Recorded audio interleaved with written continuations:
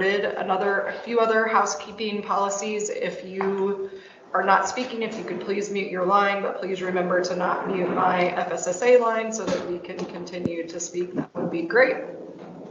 When we get to public comment,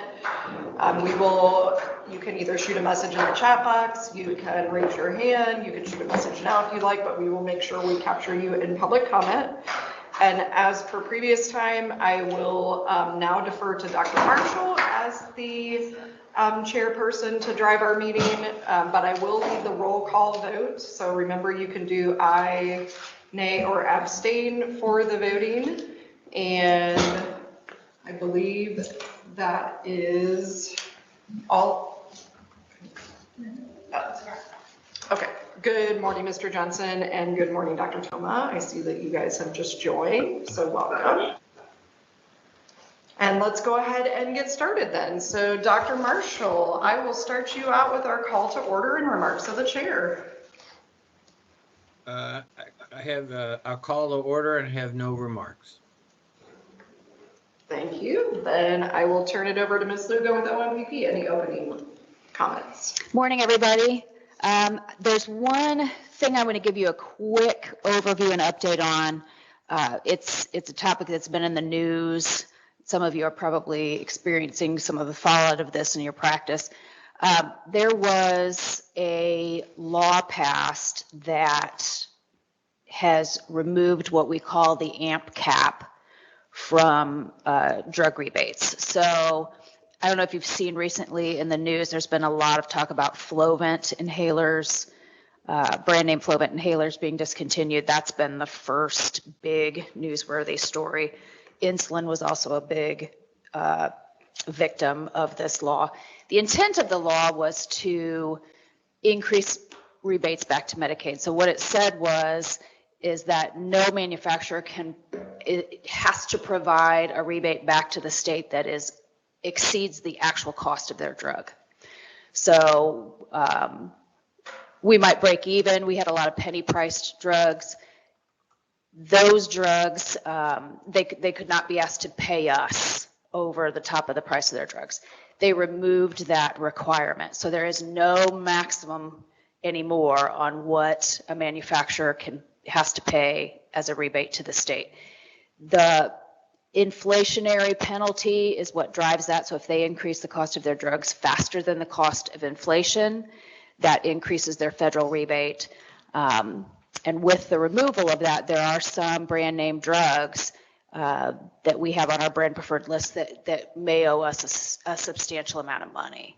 So initially that was thought to be a great thing. Great, Medicaids are going to get millions of extra rebates. However,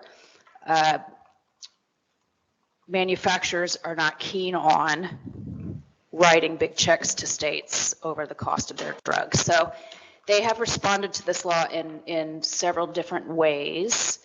With insulins, they lowered their WAC, or they lowered the price of their drug to avoid having that inflationary penalty. So that has reduced rebates to the state. So even though the cost lowered, the rebate lowered, and the net cost to the state is much higher than it used to be. In some cases, they're completely discontinuing drugs. Flovent is one of those that they have completely discontinued. So rather than pay us for that drug to be preferred, they have just decided to quit making it. So that is the root cause of that drug being in shortages. We've had a lot of problems with that one. Have had lots of complaints out in the community about that one. The other thing they can do is just completely discontinue the drug. That's happened to some drugs. They can also sell the drug to someone else to completely reprice. Amitiza is one that is going to be doing that. They just sold that molecule off to a different company. So it will likely have a completely different pricing structure and not be subject to the CPI, the inflationary penalty. So what that means for us and you specifically in Therapeutics Committee is that this all took place January 1st. So we don't have a lot of information. Unfortunately, we get emails saying, hey, we're just not going to make this anymore. as of X date. So what it means is that we have to do a lot of scrambling with regards to the SUPDL preferred items, brand preferred items. There's also some generics. It has to do with the federal rebate. So there's some generics that also are in the same boat. So we will have to adapt quickly, particularly this committee. And so if we bring things to, you may see us bring things to you that are off cycle, don't make sense, not really sure why we're asking for something to be moved from a preferred to a non-preferred. It is most likely, and we're happy to disclose that, that we are having to do that for the AMP cap removal. So I just wanted to give you all a heads up on that. It's been in the news. It will definitely affect and already has affected. There's probably some things on the agenda today. Advair discus is one of them, right? Yes. So the Advair discus on the agenda today, we are having to remove that as brand preferred because they've lowered their WAC, which means we don't get near the rebates that we used to. Any questions on that? I know it's super, rebates and drug price calculations in Medicaid are wild and complicated. Unfortunately, the Congressional Budget Office thought this would be the best thing ever. And it's not only not the best thing ever, we have forecasted to cost us millions and millions of dollars over the next few fiscal years. So we are going to do our best to try to adapt and minimize the negative impact that it has on the program. So.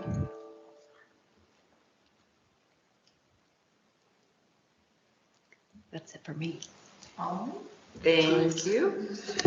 That takes us to the next agenda item, Dr. Marshall, for the approval of the minutes. Any additions or corrections to the minutes? If not, can I have a motion and second? Move to approve. Second. All right, so we have a motion and a second. Yes? Oh, sorry, Dr. Marshall. No, I was going to say it's been moved and seconded, so take it away. All right, Dr. Marshall. Yes. Ms. Pippin. Aye. Mr. Johnson.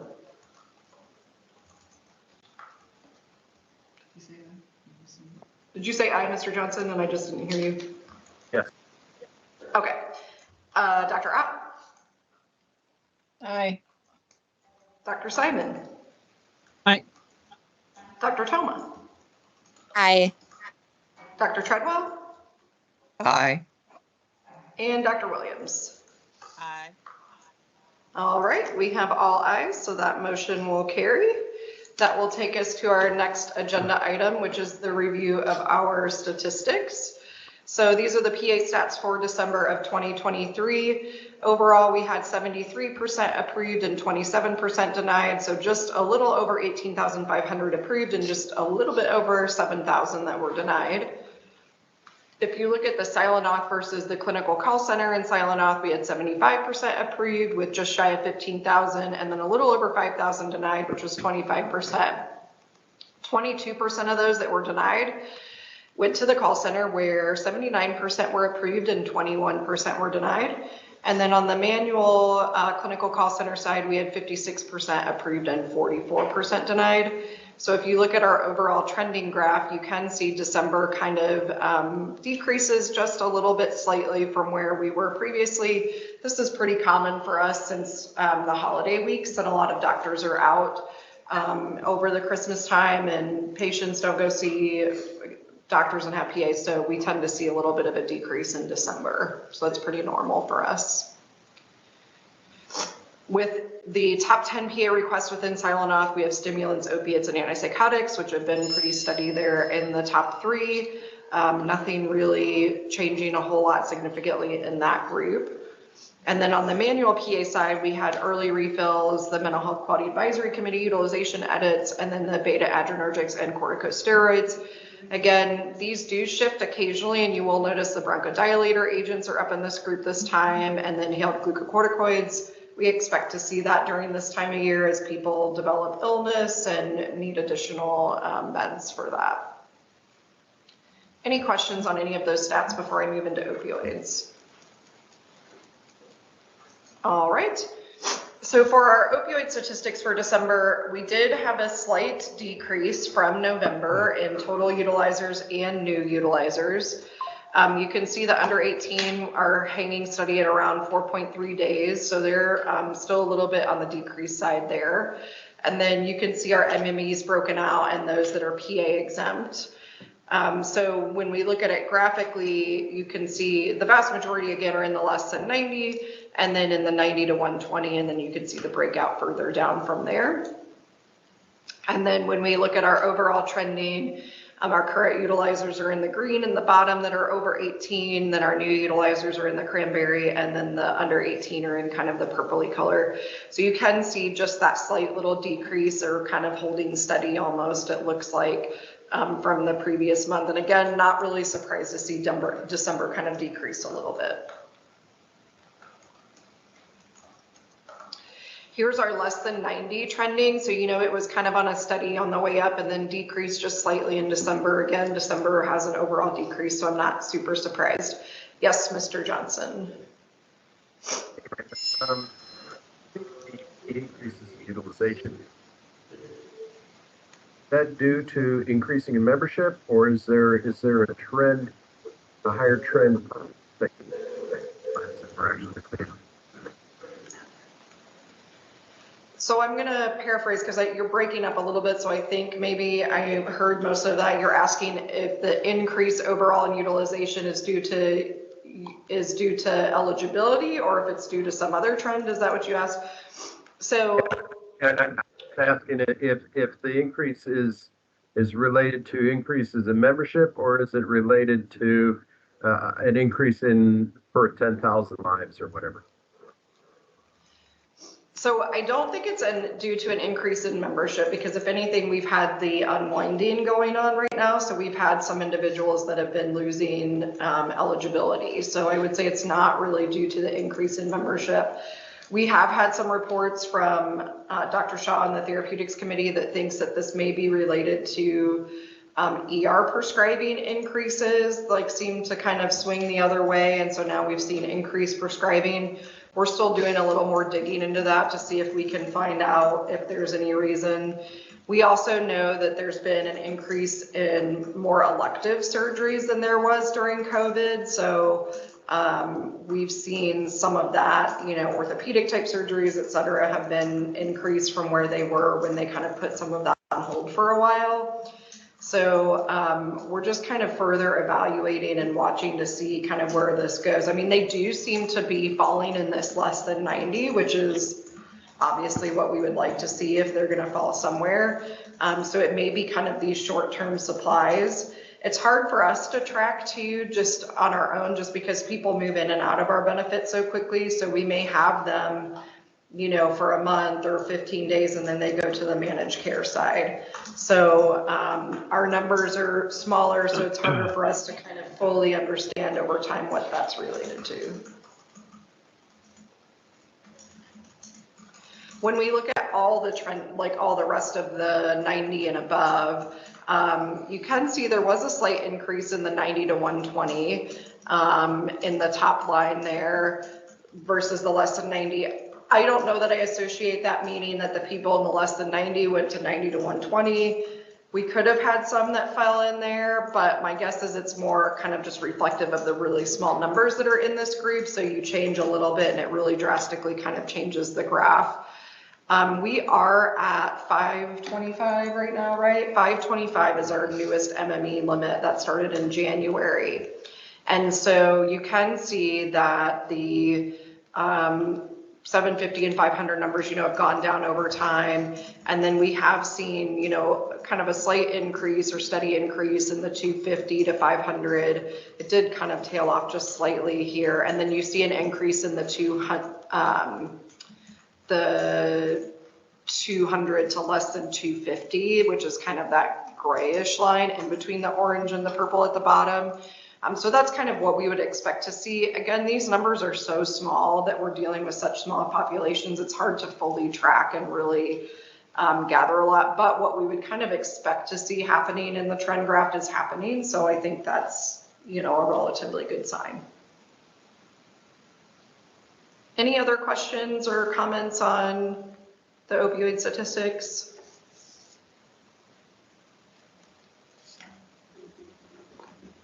All right. Moving on then to our managed care updates. Any managed care member or director have updates? Oh, we do have updates. Brian, are you presenting today? I am. Can you hear me okay, everybody? Yes, we can. I will let you take it away. All right. Good morning, everyone. Looking at our typical buprenorphine statistics for the quarter. We'll start off with this first one is the buprenorphine claims. Do want to just, again, point out the fact that the United Health volume is on a different scale on the far right there. The thing I want to point out here the most is that in typical utilization, we have pretty much flat change with the exception of the 2 additions to this data set. At the very bottom, you see Brixadi and Sublocade. Those 2 injectable agents are now being added to this data set, and you see the volumes of those products down below there. They're adding some activity to the claims volume, but the volume continues to sort of decline slightly across the board, and is what we expect to see. Next slide, please. This one is distinct or unique members. And so similar to the previous slide, you see the same thing. You have that separate scale on the United data. But again, the most impact that's changing here is the fact that you have those long-acting injectable products being added to the mix. And then the prescribers. Next slide. So you notice that this one is increasing, and we attribute the increase on this slide to those new long-acting injectable prescribers being added into the data set. So that's what's causing what looks like an increase. It's really not. It's just the newer agents and the prescribing from those new doctors and others. So, and last but not least, we have the buprenorphine PA requests, and similar to what Amanda was talking about earlier. You do see that these are very, very low volumes. Just to remind everyone, they only need a prior auth if they're exceeding the standard limitations of the dose. And they do need a prior auth for the Brixadi and the Sublocade. So that's the change from the prior quarter to this is all related to that. So does anybody have any questions about the buprenorphine data? Okay, Amanda. This Yeah, is Chris, Chris Johnson. I hope you can hear me. Do we know for a fact that it can use primarily for opioid use disorders? You broke up just a little bit, Chris. So you're talking about the Brixadi Sublocade? The buprenorphine itself. Do we know whether or not we're using it for other indications outside of opiate use? So we wouldn't know unless they're exceeding the dose. So the only time we would get that kind of information is if they're exceeding that number of milligrams per month. So if you let me ask Amanda to flip back to the claims. Right. So in these claim volumes, Chris, the majority of these are just adjudicating and paying. Of the claims that are looking at a PA is anybody who's exceeding the dosage limit or who's getting Brixadi or Sublocade. So you're talking about 150 to 200 claims that are getting diagnosis information as well as dosage. Everything else just adjudicates. Does that answer your question? Okay. All right, Amanda, thank you. Yep. Okay, so here we have the prior auth statistics for the MCEs, and so this first one is for the HIP population, and you'll notice the bit of an increase in July related to the single PDL, and then a second larger increase in October related to the removal of the grandfathering and where the PAs actually started to be mandatory. So you see it's already starting to decline through November, and I think all the MCEs would agree that this is dropped significantly in December and into January as those members have gotten PAs or moved to preferred products. So the next slide would be the same look, but for the HCC population. And again, you see the similar type of situation from the July, August, September, and then again, October, November, and into December. And then the Hoosier Healthwise, similar, not quite as volatile, obviously not as much activity in terms of prior auth in the children in the Hoosier Healthwise population. So it's there, but look at those PAs per thousand.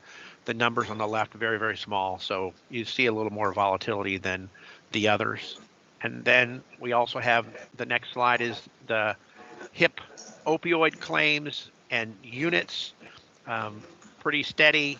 I guess overall you could see just a slight decline, which suggests that we're continuing to have an impact in the numbers of opioids and units overall. You see a similar look in slide 5, the next one for HCC. Just a very, very slow trickle down. And then in the children in the Hoosier Healthwise, that again, very, very small numbers, a little more volatility, but also that sort of slow decline. So we're getting results that we would expect.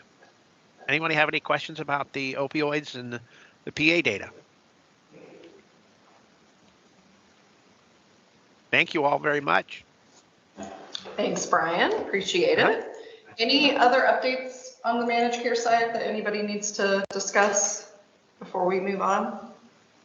I'm going to take Beth as the global no for everybody else who's not here. Not according to my text. Okay, perfect.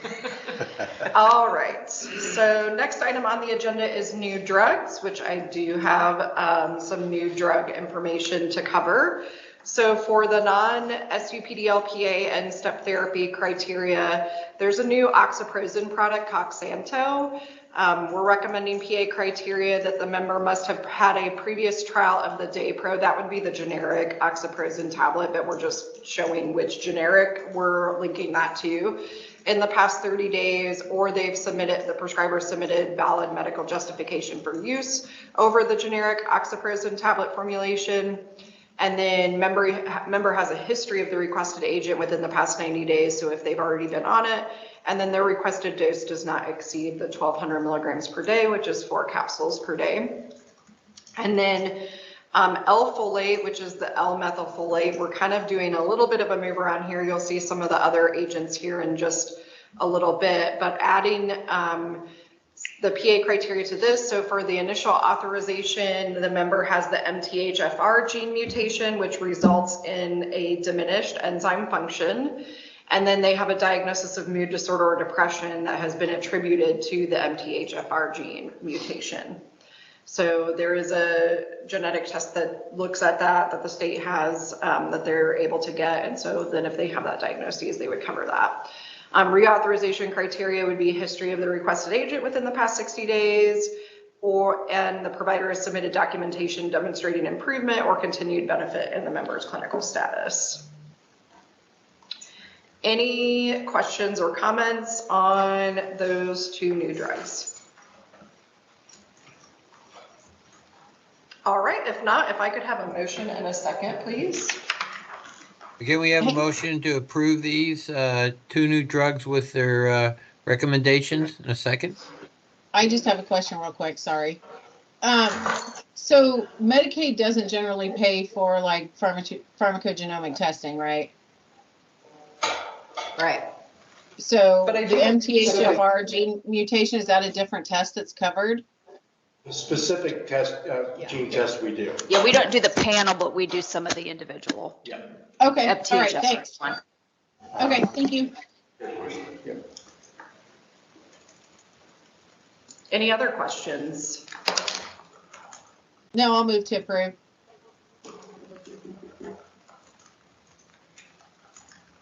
Have a second?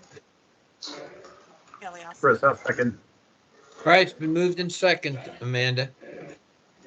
All right, Dr. Marshall, Aye. Ms. Tipton, Aye. Mr. Johnson, Aye. Dr. Ott, Aye. Dr. Simon.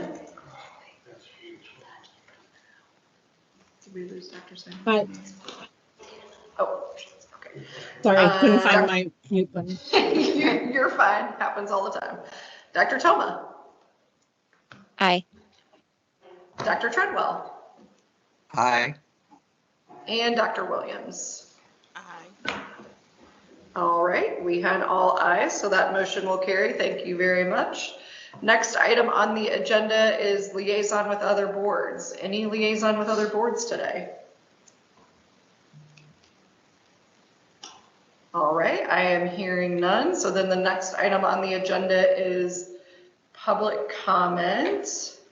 And so I don't have any public comment in the room today, but it does look like I have something on.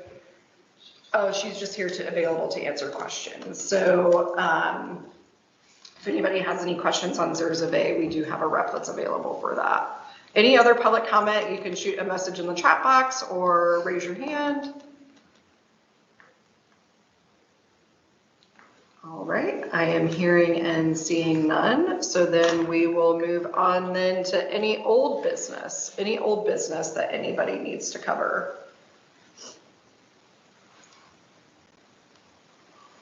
All right, new business. Any new business from the board before I get into my fair amount of new business I've got to cover with you today? All right, I'm going to take it away. Let's to the right screen here. All right, so for the GLP-1 receptor antagonists and combinations PA, we do have an update for Ozempic and Victoza around the NASH diagnoses. So there was some comment around whether or not prescribers were following kind of the full NASH or just, you know, utilizing for people who maybe just have fatty liver disease but don't really have like the NASH component. And so we've included some additional criteria and guidelines now around NASH that looks at this. So it would be a diagnosis of NASH with or without diabetes and all of the following. So their diagnosis has to be confirmed by one of the following methods. And we have FibroScan, fibrosis index, liver biopsy, the other tests that you can see down there for you. Prescribed by or in consultation with an endocrinologist, gastroenterologist, or hepatologist. And then the prescriber attests that the member does not have any of the following contraindications or other issues that you can see there. So celiac disease, daily alcohol consumption, greater than 2 standard drinks per day, familial hypo-beta-lipoproteinemia, hepatitis A, B, or C, lysosomal acid lipase deficiency, or Wilson's disease. And then member doesn't have any of the following drugs that are listed below in the past 90 days, or the prescriber attests that alternative therapies are not appropriate and that they're going to monitor the patient and make sure that everything's okay. So amiodarone glucocorticoids, methotrexate, synthetic estrogens, and tamoxifen will fall into that group. So this is just going to apply when they're evaluating NASH on Ozempic and Victoza that have that indication. Any questions on that, since that was kind of a lot before I move on to the next thing? Alrighty, so on our immunoglobulin A nephropathy agents, just a few kind of minor updates. So on Filspari, updating the criteria supporting proteinuria of 1 gram per day or a urine protein creatinine ratio of greater than or equal to 1.5 grams per gram, and it must be submitted to us. And then Tarpeo, updating with the same criteria except for the urine protein to creatinine ratio would be 0.8. for Tarpeo. On the opioid overutilization PA, there is a new tramadol product because you can never get enough tramadol. So we're coming out with a 25 milligram tramadol tablet now. So we just wanted to add the age of 18 years of age and older. The short-term quantity limit would be 6 tabs per day, and then long-term quantity limit is 8 tabs per day. It is already in the opiate PA being monitored for all of the other things that we monitor opiates for, but we just wanted to make sure we captured these as well on this strength. In the non-drug specific PA criteria, we're making an update around what the prescriber must indicate based on some recent updates in Indiana and rule changes. So they must indicate brand medically necessary either orally or in handwriting on the prescription or drug order, or typed in the comments of an electronic prescription.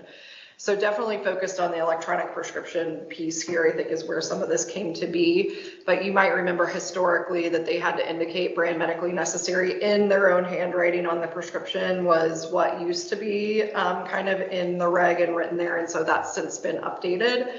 So we wanted to make sure we updated our PA to reflect that.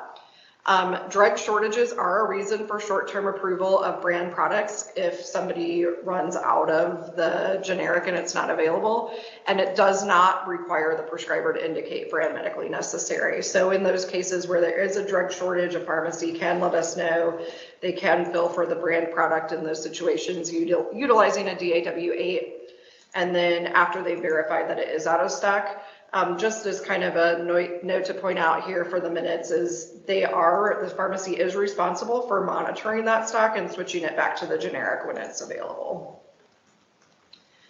For the SUPDL updates, the Levemir Flex Touch and vials are being recommended to move to non-preferred, and the insulin degludec Flex and vials are going to have a removal of step therapy requirement of trial of Lantus or Levemir for 90 of the past 120 days. You might have mentioned or remember that I mentioned earlier some of the L-methylfolate products. So historically, we've had some of these on the OTC supplements formulary, Enlite, Inositol, and L-methylfolate. We're recommending removal of those 3 products, and then it'll just be that L-folate prescription product that will be available through PA. For the preferred brand drug list update, these would be implemented on 3/1. Additions would include Risperdal Consta, the long-acting injectable, and Nascobal, which is a cyanocobalamin product.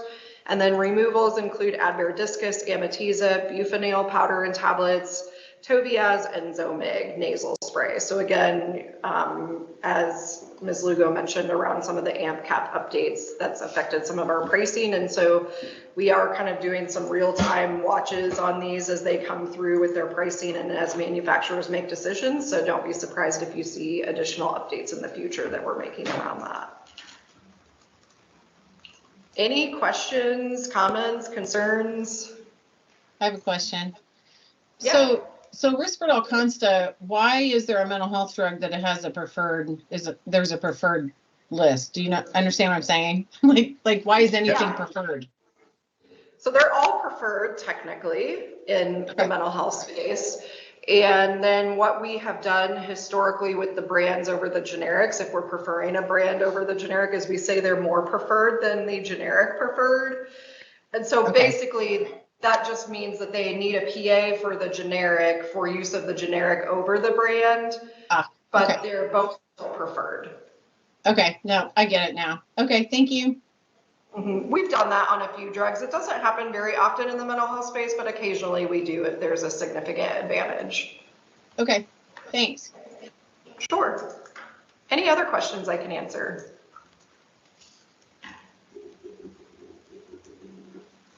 All right, if not, if I could get a motion and a second for those, please, I would appreciate it. Do we have a motion second, please?